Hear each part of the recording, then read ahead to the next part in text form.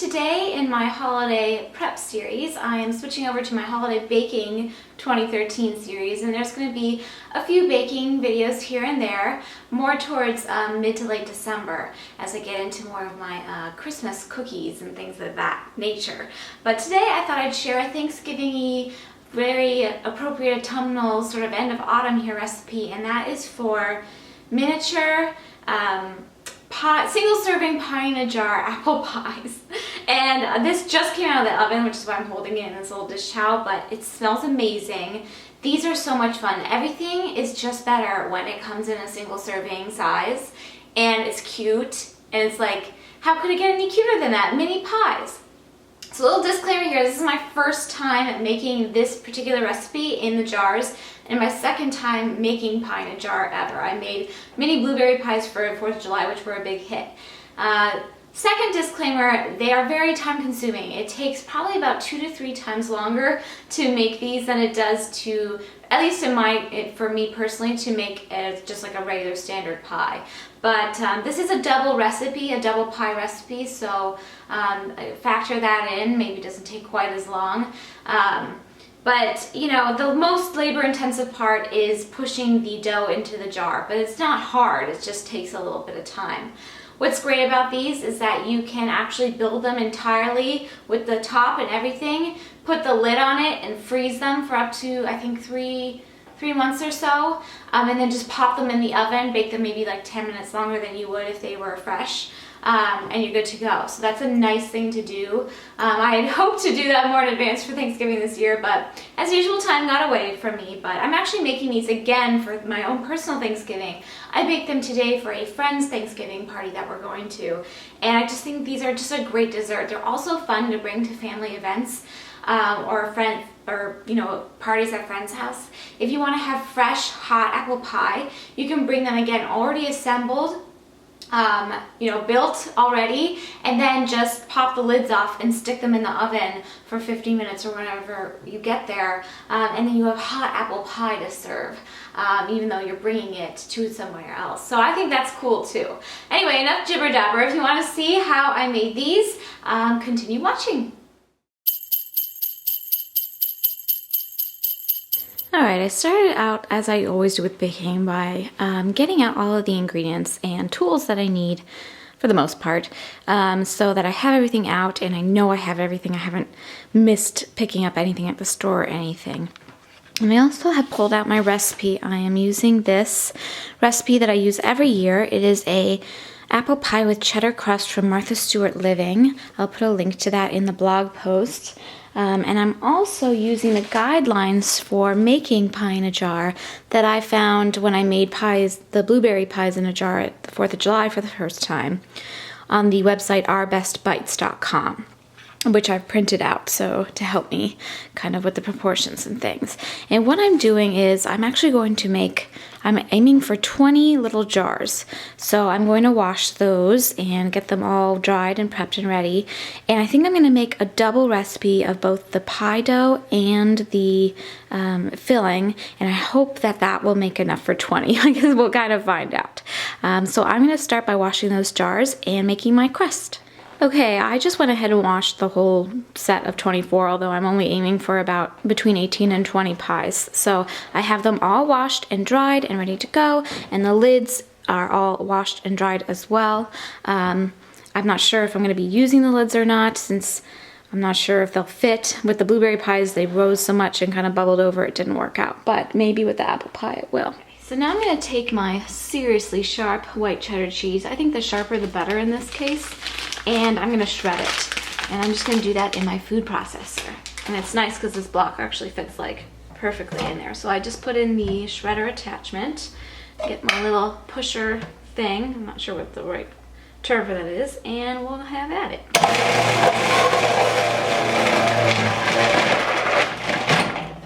So much easier than doing it by hand. I've also prepped the butter.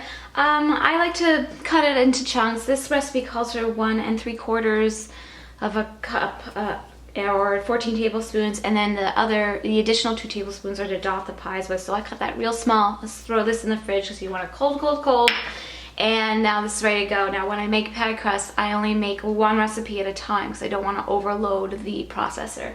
So I only cut up one stick. So I'm going to make my first batch and then we will move on to the second. Okay, now that I've cleaned the food processor and I've replaced it with the normal blade, I put in the flour, 2.5 cups of flour.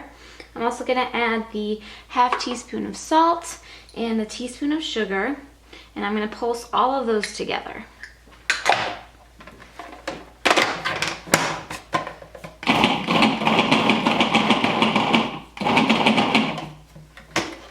And that's just really to kind of sift them together. Then I'm going to go ahead and put in my butter. Now this is both sticks, and I stuck this in the fridge just to harden it up. So I'm only going to put in half of this butter because the other half is for the other recipe I'm making. Like I said, I only like to make one crust recipe at a time, but it's really so simple and it goes so fast. It shouldn't be terribly time consuming. So now we post this.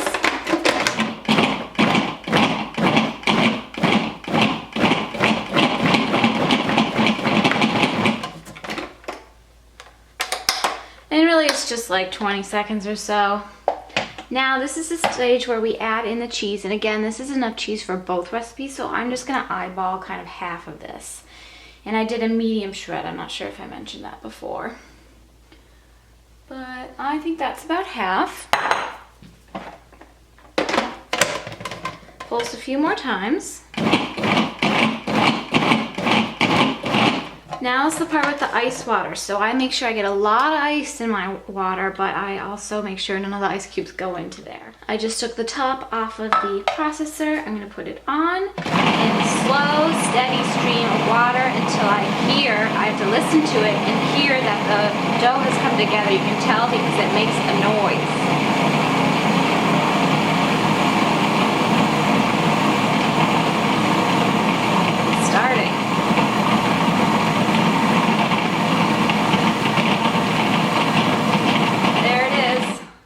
I think that's it. A few times. Looks really good. Now this is a wetter dough because of the cheese, but it comes together really nice. Now I have 2 sheets of cling wrap down on my counter. I'm not sure if you're really gonna be able to see that. I always do this when making pie. It just makes it so much easier. I dump the whole thing out instead of trying to pull out the thing with the blade. You do not want to hurt yourself. Kind of knock off any of the excess flour or dough. I'm pretty sure this is plenty good. Like I said, it comes out a little bit wetter looking, then it might make you a little bit nervous because you know you usually don't want a very wet pie dough. It's a fine line getting it to be the right consistency. I don't want to work it too much. I'm just kind of bringing it together and kind of mushing in the rest of the flour that didn't quite get incorporated in the machine. And then I'm going to separate it into something around 2 equal halves. And just start kind of working it into a small disc shape. But again, you don't want to work it too much, but you don't want it to be crumbly in there either, or it won't roll out nice. Really, the less you handle the dough, the better. And then, it makes it so my counter stays clean. They're right on the saran wrap, the cling wrap. That's going to go right in the fridge. I pull it over once on one side, once on the other, give it a bit of a smush. Then pull out my rolling pin and I just do a little bit of rolling to get it nice and together. Not too much, just a couple each direction here and on each side. And kind of shape them the way I want them to be. They're not really discs, they're more like squares. And I'm going to put these in the refrigerator for about 30 minutes to set up. Alright, so while the crusts are setting up in the refrigerator, we're going to go ahead and start working on the apples. I've enlisted the help of my husband, who is an excellent chopper. And I'm going to peel, he's going to chop.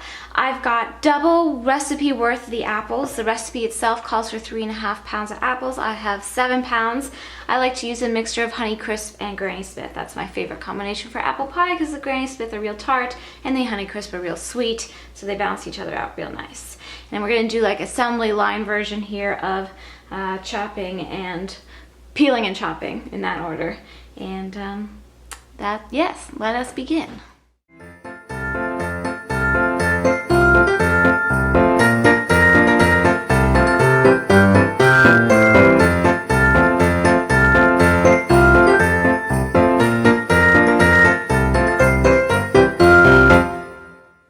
Now that the apples are all chopped up, you can kind of see, I'll bring them a little closer. I had Dawn chop them just a little bit smaller because they're going into smaller jars. Normally when I bake apple pie, I use like 1/4-inch wedges, but I wanted these to be more like bite-sized pieces, like inch-sized pieces for these small jars. And I'm going to mix together the filling. Now I'm doing the filling 2 recipes worth all at once. I know this is confusing, but I have a big enough bowl, so that's what I'm doing. Hopefully I can actually start. It's actually rather large.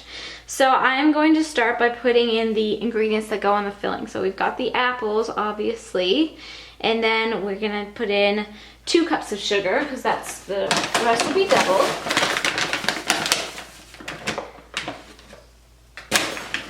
And 1 cup of flour. And it calls for 2 teaspoons of fresh lemon juice per recipe, so before 4 teaspoons. So I'm thinking that's a whole half lemon, because I think I usually get about a couple tablespoons out of a lemon. So I'm just going to do a whole half lemon in there. Actually, I'm going to put a little bit more in. I don't think you can have too much lemon juice in this instance. And then the spices. So there is cinnamon, nutmeg, salt, and cloves. So we need 1/2 teaspoon of salt. I'm gonna put in 2 teaspoons of cinnamon. It calls for 3/4 teaspoon per recipe, but you can always have more cinnamon. 1/4 teaspoon of ground cloves, which is twice the amount. One recipe calls for 1/8 teaspoon, so I'm putting in 2/8, which is 1/4. And then it calls for 1/4 teaspoon of freshly grated nutmeg, and I just eyeball this. So I'm just gonna take my whole nutmeg and my nutmeg grater and just grate away. I think that's about it. Now I always like to go over my recipe, which I have right here, and just make sure I have everything. So I'm just doubling the recipe as I count it. I have 7 pounds of apples, 2 cups of sugar, 1 cup of AP flour, 4 teaspoons of fresh lemon juice, plus some, 2 teaspoons of ground cinnamon, 1/2 teaspoon of freshly grated nutmeg, and 1/2 teaspoon of salt, and 1/4 teaspoon of ground cloves. I think that sounds good. I think I only put in probably about 1/4 teaspoon of nutmeg, so I'm going to put in a little bit more and then mix it all together.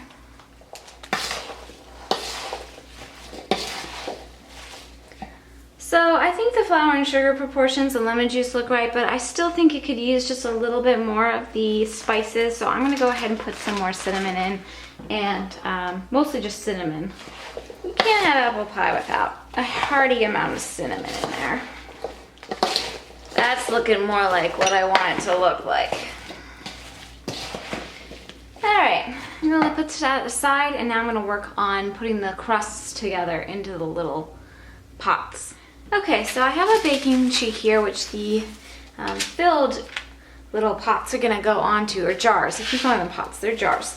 But I'm going to start by pushing in some of the dough into the bottom and sides of the jars. And what's easy about this crust is that it's so much more pliable than even a regular crust that I think it will be even easier. This is my first time making this exact version, so it's not my first time using this pie, but it's my first time putting it into jars. So we shall see. So I'm just going to start with little bits.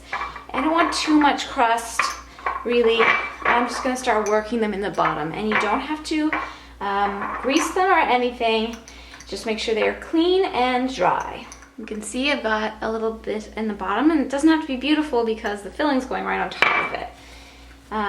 The trick is to have enough pie crust to go around, so you gotta really make it stretch it out and make it fit.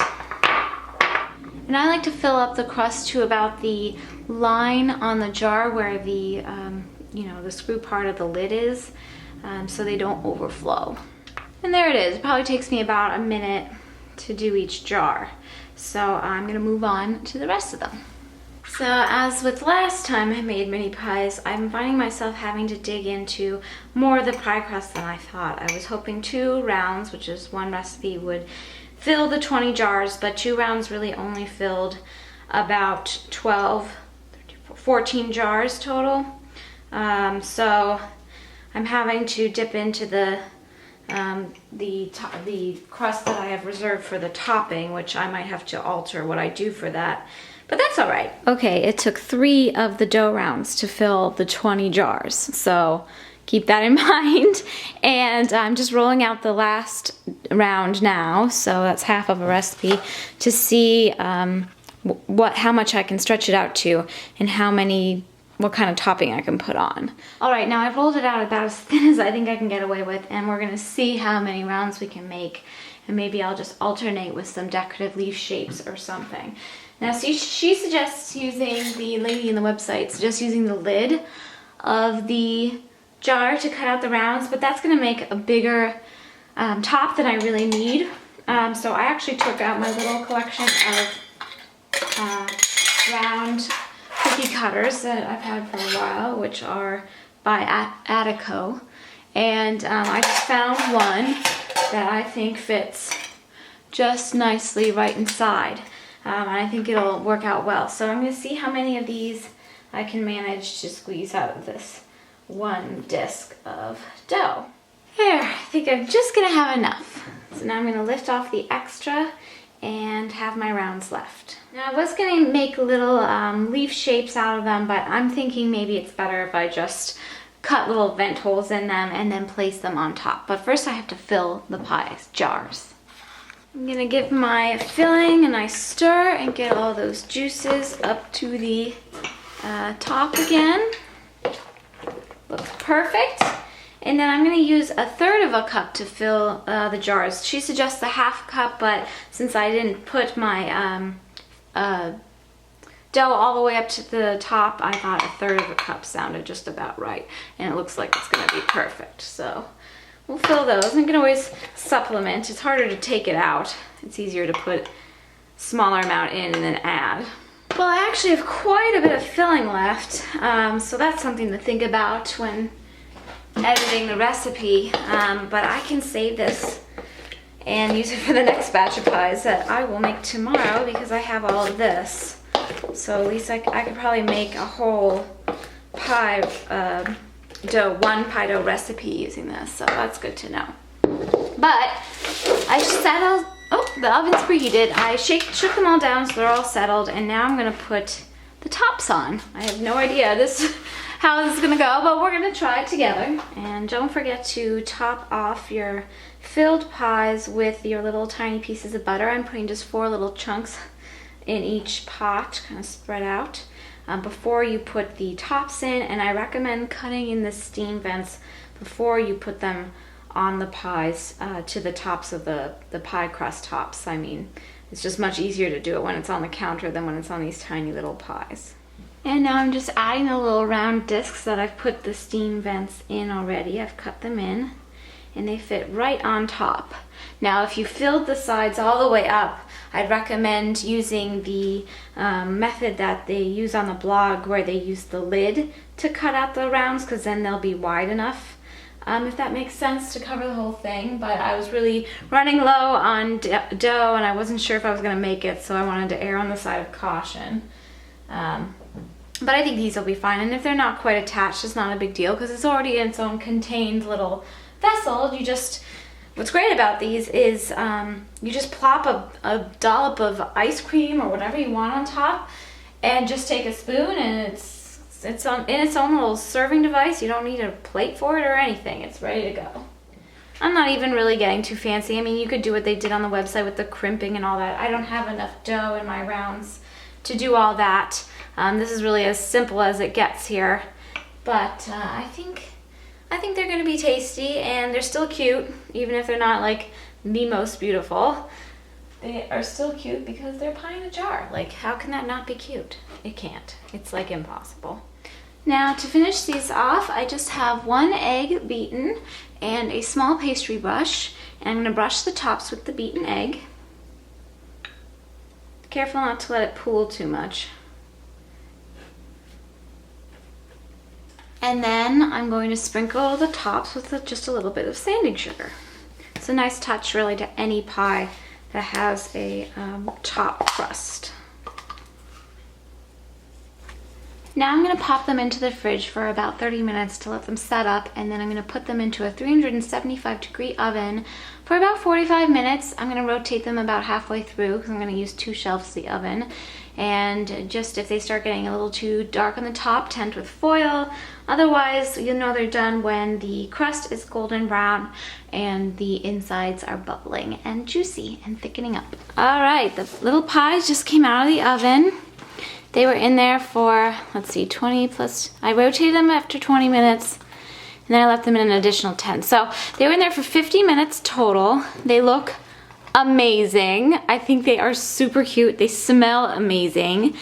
We're leaving in about a half an hour. I'd normally want them to cool a little bit longer than that, but I decided I would just pack them up in the boxes that the jars came in, and just hopefully they'll be cool enough that I can loosely cover them. I don't think I can put the lids on. I don't want them to get soggy, but they look amazing.